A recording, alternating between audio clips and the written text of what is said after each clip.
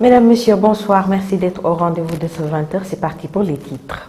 Le mouvement de défense de la démocratie M2D, dans son mémorandum, a accusé le président Macky Sall de n'avoir pas tenu sa promesse après les émeutes de mars dernier. Cri de cœur des maraîchers de Darou Khoudoss qui appellent l'État à booster davantage le maraîchage dans leur zone. La coopération allemande GIZ a organisé un atelier de renforcement des capacités d'une vingtaine de jeunes dans le domaine de l'artisanat dans la commune de Méré. Les actualités nationales, internationales, la page des sports et la revue de presse vont mettre fin à cette édition de développement. C'est tout de suite.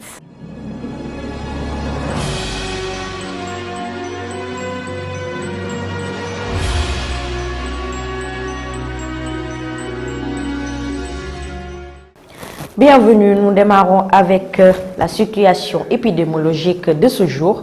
Sur 1767 tests réalisés, 67 sont revenus positifs, soit un taux de positivité de 3,79%, dont 31 cas contacts et 36 issus de la transmission communautaire. Un décès a été enregistré le mercredi 26 mai. Le mouvement de défense de la démocratie M2D a, dans un mémorandum, donné sa version sur les différentes manifestations qui ont secoué le Sénégal au mois de mars, ceci après la sortie du gouvernement. Il souhaite une commission d'enquête indépendante concernant les décès survenus durant ces émeutes. Cheikh Tidiane Dièye porte leur parole. Cette répression de l'État du Sénégal, répression aveugle, répression irréfléchie, répression regrettable et aujourd'hui répression condamnable et qui fera l'objet de suites, bien entendu nous y reviendrons, mais vous me permettrez simplement de dire que l'actualité vous montre effectivement, avec la présence de la Cour pénale internationale dans notre pays, que ces répressions-là ne resteront pas impunies. Et toutes celles qui viendraient après, et on en profite pour le leur dire, toute autre répression, tout autre abus, toute autre violence ou assassinat sera également traqué, débusqué et livré à la communauté. S'il n'y a pas de justice au niveau national, il y en aura au niveau international. Donc qu'ils le sachent, s'il n'y avait pas eu cette répression aveugle et injustifiée, il n'y aurait pas eu autant de morts. Malheureusement, nous déplorons 13 victimes innocentes qui sont âgées de 12 à 35 ans. Nous le regrettons beaucoup. Il y a eu plus de 600 blessés un peu partout dans le pays, dont des blessés extrêmement graves, des mutilés, des éborgnés, et tout ça aurait pu être évité. Si bien en amont, des esprits tordus n'avaient pas inventé un complot, et si bien après, ceux qui étaient censés nous protéger et nous aider n'avaient pas sorti les armes contre nous pour nous assassiner. Et vous savez, et nous savons, que depuis lors, le président Macky Sall n'a pas daigné exécuter ou respecter ses engagements. Nous avons fait notre part du contrat. Le Khalif, nous en avons la certitude, lui a dit tout ce que nous demandions, dont une bonne partie était à portée de main, parfaitement faisable. Une fois encore, il n'a pas tenu sa promesse faite au marabout et il est en train de jouer dans le directoire. Au moment où nous vous parlons, il y a encore des jeunes Sénégalais en prison.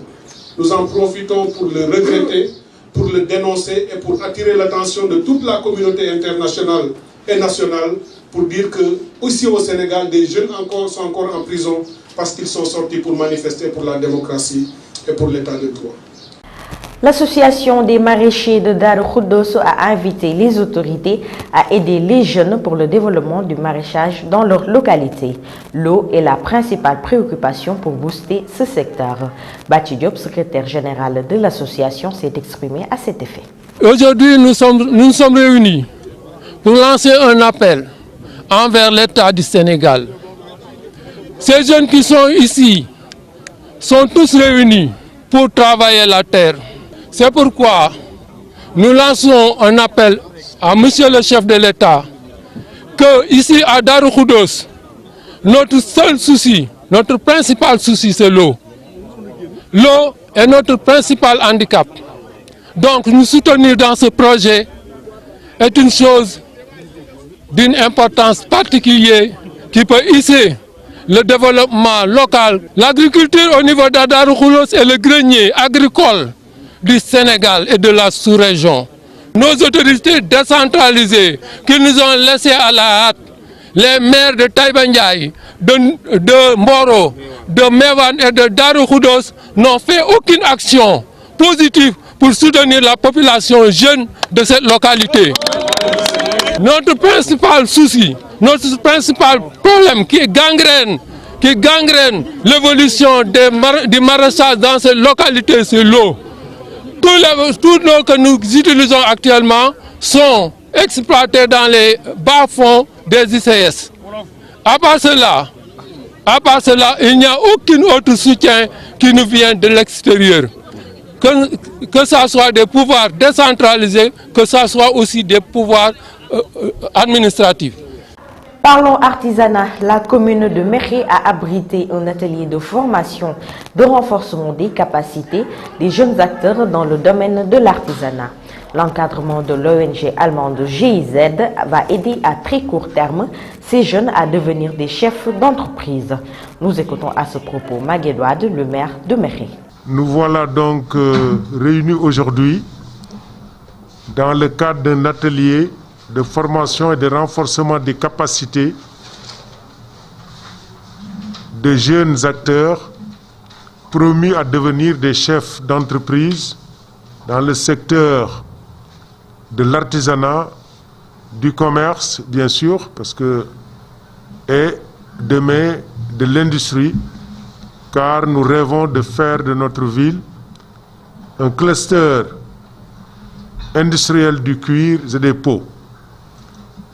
Nous avons bénéficié de la compréhension et de l'assistance de la coopération allemande à travers le GIZ représenté ici par Madame Dour, qui est responsable du pôle de la région de Thiès, pour former et renforcer les capacités d'une vingtaine de jeunes qui sont parmi les fers de lance de l'entrepreneuriat au niveau de notre commune. Donc nous espérons que cette formation, à la fin des 5 journées prévues, mettront en bonne pôle des jeunes qui, à très court terme, vont être très performants et devenir très vite des chefs d'entreprise ou d'industrie. Nous remercions la coopération allemande qui, dans des délais très courts, dans le cadre de son programme Réussir, a choisi la ville de Mékhé.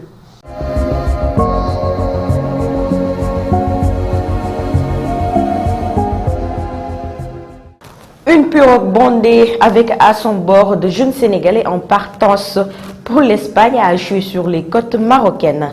Les détails sont dans la page nationale avec Fatou Karagui. Actualité nationale, hier dans la mi-journée, Khalifa Sall s'est fendu d'un communiqué pour démentir nos confrères du quotidien L'Observateur qui ont mis à la une de la parution d'hier que le leader de Taxawu Dakar, répondant à une interpellation sur son choix concernant la mairie de Dakar, a déclaré qu'il ne désignera personne en référence au dernier sortie du maire de Mermoz Sacré-Cœur, Barthélémy Diaz.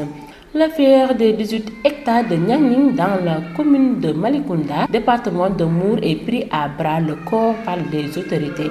Après qu'au début du mois de mai, les activistes du mouvement Frappe France, dégagent donc Guy Marius Sagna, avaient été brutalisés sur le site par des éléments du maire Maguette Sène et que les deux parties avaient crié au scandale, le préfet du département Mortala Tine. Vous tirez au clair cette affaire. Il a décidé de convoquer en effet les différentes parties impliquées dans cette affaire. Une pirogue bondée de jeunes Sénégalais en partance pour l'Espagne s'est échouée sur les côtes marocaines il y a 3 jours après s'être égarée pendant 2 jours dans la mer, rapporte le journal L'As de ce jeudi. Et les 137 passagers qui avaient emprunté cette pirogue à Mour le jour de la Korité, beaucoup y auraient laissé la vie. Les rescapés sont entre les mains des gardes-côtes marocains. C'était tout pour l'actualité nationale.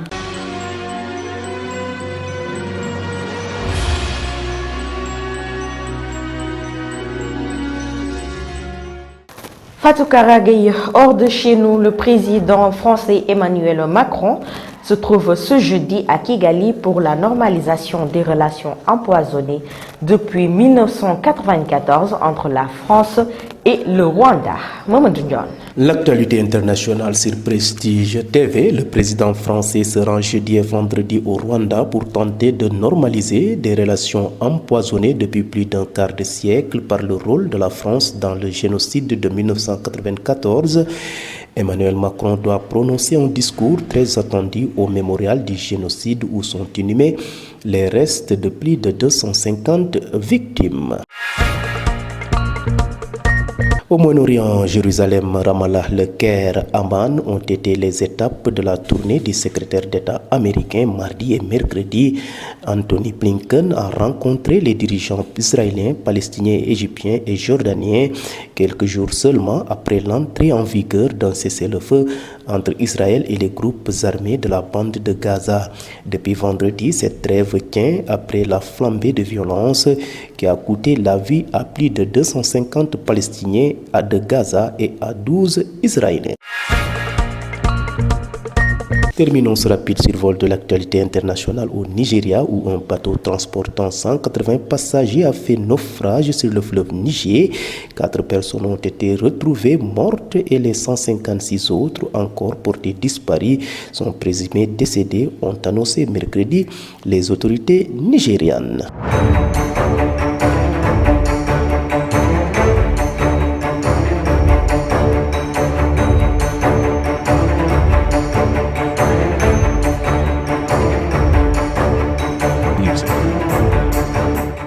À présent, la page des sports, l'équipe espagnole de Villarreal s'est adjugée le trophée de la Ligue Europa après de palpitants tirs au but face à Manchester United. Démarrons l'actualité sportive par Villarreal qui a pris le meilleur sur Manchester United mercredi soir en Pologne pour la finale de la Ligue Europa.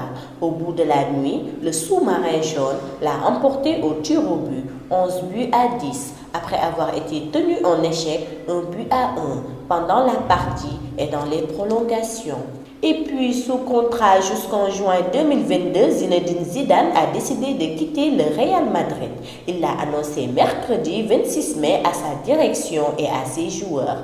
2 médias espagnols ont donné l'information dans la nuit de mercredi à jeudi. En 2018, Zinedine avait déjà rendu son tablier après avoir gagné sa 3e Ligue des Champions. Et enfin, le sélectionneur du Mali a dévoilé la liste des joueurs convoqués pour les prochains matchs amicaux des Aigles. Mohamed Magasouba a retenu 35 joueurs dont le portier titulaire de la formation sénégalaise de Génération Foot. Mohamed Niaré évoluera donc pour la première fois de sa carrière avec les Aigles du Mali. Pour rappel, les Maliens affronteront en amical l'Algérie le 6 juin, la RDC Congo le 11 juin et la Tunisie le 16 juin. C'était tout pour les actualités sportives.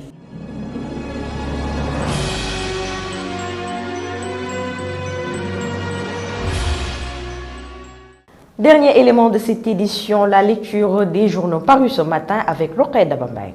Bienvenue. L'Observateur relate à sa une l'actualité du moment, le nouvel avion présidentiel, le sort de la Pointe Sarène, l'économie sous Covid, le plan de recrutement, le taux de croissance à la page 5 du journal. Haute dit tout. La Tribune donne la parole à Khalifa Sall qui dément ce qui a été dit par rapport à sa position et annonce travailler pour une coalition de l'opposition. Il refuse toute prise de position en faveur d'un candidat en lice. L'évidence à sa page 5 revient sur le bouillonnement politique à Darou Mourti. Omar Lo est candidat à la mairie. À Ngongom, Saliou Ndiambal Ndiaye est à l'assaut de la mairie. À Ziguinchor, Souleymane Ndiaye dévoile ses ambitions. Élection municipale, animation de la mouvance présidentielle. Tivaouane a-t-il tourné le dos à la mairie? 115 000 lampadaires implantés dans les zones rurales, c'est ce qu'envisage le président Macky Sall, annonce le quotidien LAS. L'accès à l'électricité est un vrai défi pour le gouvernement sénégalais, indique LAS à sa page 3. Le journal Les Échos annonce un fait contre nature à Daro Tchoub.